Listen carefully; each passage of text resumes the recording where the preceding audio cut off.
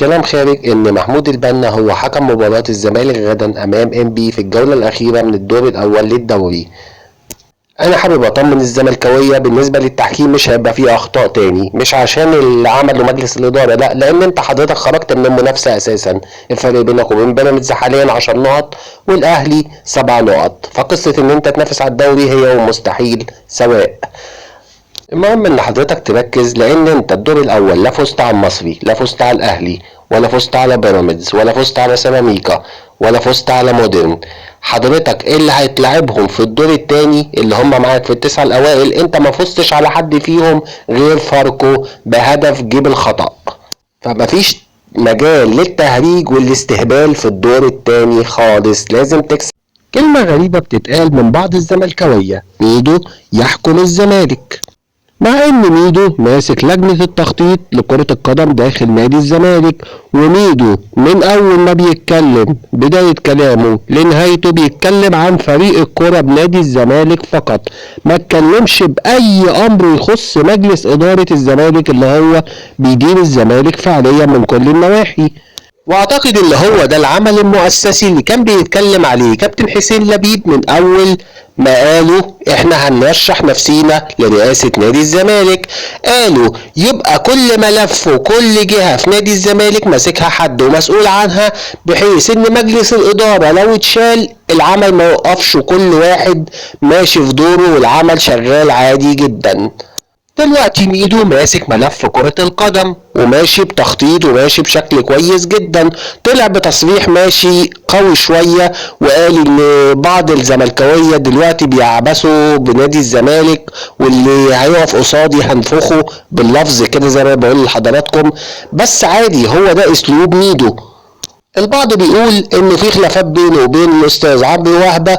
ازاي يا جماعه؟ اذا كان هو اصلا اللي اوصى بوجود مدير تعاقدات وهو اللي رشح الاستاذ عمرو وهبه. الاستاذ عمرو وهبه مشي يا جماعه عشان خاطر التسريب بتاع استاذ احمد سليمان لما شتموا فيه. بلاش مجلس الإدارة يخرج أخبار بهتانة إن في خلاف بينه وبين ميدو، لأن مش معقولة في يوم يظهر التسريب الصوتي وتاني يوم عمرو وهبة يمشي، مش صدفة. أتمنى من جميع الزملكاوية ادعم ميدو سانده بدل ما تفضل تنتقد فيه وتقول هو اللي بيحكم ولا. طبعا كلنا عرفنا ان الزمالك ارسل للجهات المعنيه بيطالب بتشفير الدوري علشان خاطر يستفاد ماديا ويتوزع العائد المادي من بيع الدوري على الانديه. طبعا الموضوع هيبقى صعب لان حاليا في الجماهيريه ما بقاش فيه غير الاهلي والزمالك.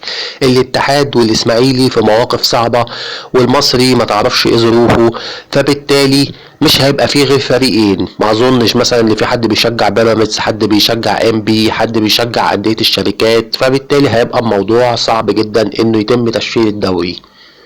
طبعا كلنا سمعنا ان في كلام ان عبد الله السعيد طلب 25 مليون جنيه في الموسم علشان يجدد للزمالك. الله اعلم مبدئيا بمدى صحة الكلام دوت، ولكن انا حذرت حضراتكم قلت لكم ان عبد الله السعيد عنده عرضين من ليبيا، كل عرض لمدة سنتين، واقل عرض ب1,000,000 دولار في الموسم، ودوت ممكن يأثر علينا في التجديد مستقبلا.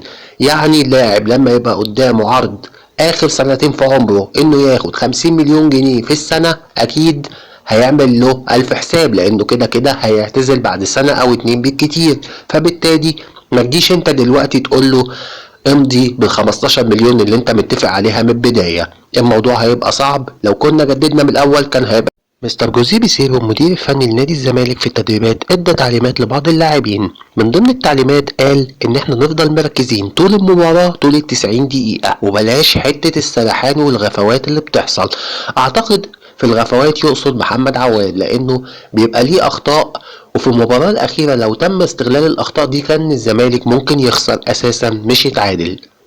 ثانيا بالنسبة لمصطفى شلبي، مصطفى شلبي وانت بتشوفه في الهجمة بتحس في مرة واحدة كده انه تاه، دخل في عالم تاني. انا فين؟ انا ايه اللي جابني هنا؟ ايه النجيلة الخضرا ديت؟ ايه اللبس اللي انا لابسه دوت؟ تحس انه اتولد من جديد وهو في وسط الهجمة.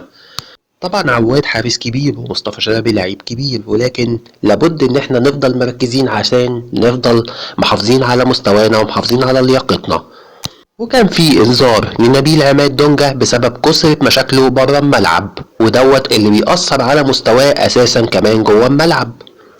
وغير كده ادى لبعض اللعيبة تنبيه ان اللي هيقعد على الدكة الفترة الجاية هيقل الاعتماد عليه لمدة كبيرة وهياخد وقت عشان يرجع للتشكيلة تاني. وعلى فكرة اللي يعرف مستر جوزيه بيسيرو يعرف ان هو ده اسلوبه، لما بياخد موقف من حد بيفضل واخد منه الموقف والله لو قلب رونالدينهو.